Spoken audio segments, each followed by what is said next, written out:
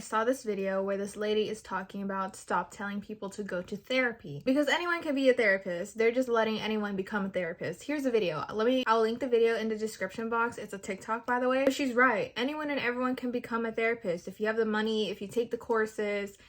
If you have the audacity to become a therapist, you can become a therapist. Anyone can become a therapist. And there are a lot of really bad therapists. It's rare to come across a really good therapist, or you're gonna have to go through multiple therapists until you find a good one. My current therapist, she is amazing. You have to remember that therapy is a tool. It is not a solution. You are the solution to your problems. I am the solution to my problems. I think I got lucky with my therapist because every time I come in with a new breakthrough or,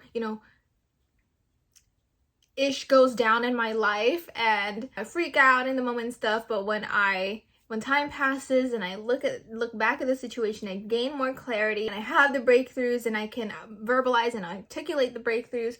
She goes, wow. She listens and she doesn't judge and she doesn't question me. She's not skeptical. She roots for me. And that's as of lately because things are just becoming more clear to me, and it's nice to have someone to talk about that with, a professional. But when I have conflict and I'm going through it and I don't see a solution, she works through it with me. She asks questions. She tries to reframe. It's so important to find a therapist that you align with. Don't stop until you find who and what you're looking for. You want someone that's not just gonna understand you, but that's gonna see you. The beginning of the year, this past January, when I started going back to therapy,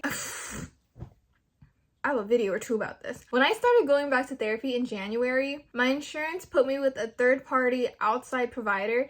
I've never had any good experiences with them, but that one and back in January, that was the worst experience ever. It was just so awful. I only had 2 meetings with her. I had the initial pre-screening assessment questionnaire and then the first official session. I left both feeling so much worse than when I came in. Both times. I left each meeting and crying.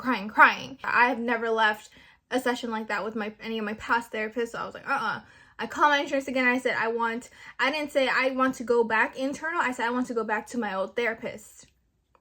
Because the therapist I had now, I had her last year. I actually met her in 2021 or 2022. And then I kind of went on and off. But then in fall of 2023, I was with her consistently till spring of 2024, and then I graduated. And I've been with her back again since February because I like her and I think she's a great, amazing therapist. Like I said, I want to go back to her. I don't want to go through different other therapists until I find another person that I like. No, I want to go back to her. I like her. And I've been with her and I'm having a good time. I'm having a great time. There are just so many awful therapists. I don't know if they're doing it for the check. I don't know how fat the check is. The therapist I had in January, she was trying to, push this boomer agenda mindset on me. This generation don't know how to work. You don't know how to suffer. I think people are also they intellectualize everything, including their feelings. And a lot of therapists don't know how to navigate that. They're like, oh, you're so self-aware. You know everything. I don't know how to help you.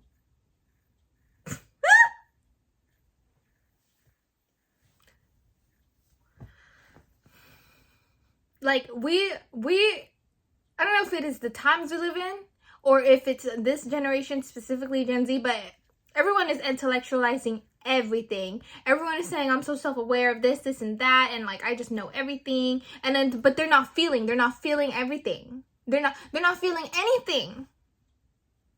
Because I'm so aware of my feelings, but you're not feeling. And the fact that anybody can be a therapist, anybody, it's enabling this intellectualizing everything and just not feeling. A therapist is a tool. A therapist is not gonna solve your problems. A therapist is not the solution. A therapist can't get you to heal. A therapist can't get you to feel. A therapist can help you and guide you to bring up those feelings, but only You can. If you have to allow it, you have to be open to it, you have to be open to taking the steps to healing. And because of all of these awful therapists, and people think, oh my gosh, I'm so self-aware, they're intellectualizing everything, I'm so self-aware, and because I'm so self-aware, I can analyze everybody and really psychoanalyze everybody because I'm so self-aware. What? I think this is why people are stuck. They go through the first therapist they're assigned, and then that's it. They stay with them. They just stay with them unless, I guess, they're so awful, like the one I experienced. You had to, get out of it. But, or maybe they're so awful and you just never return.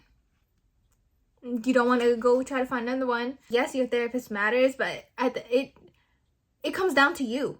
It comes down to you.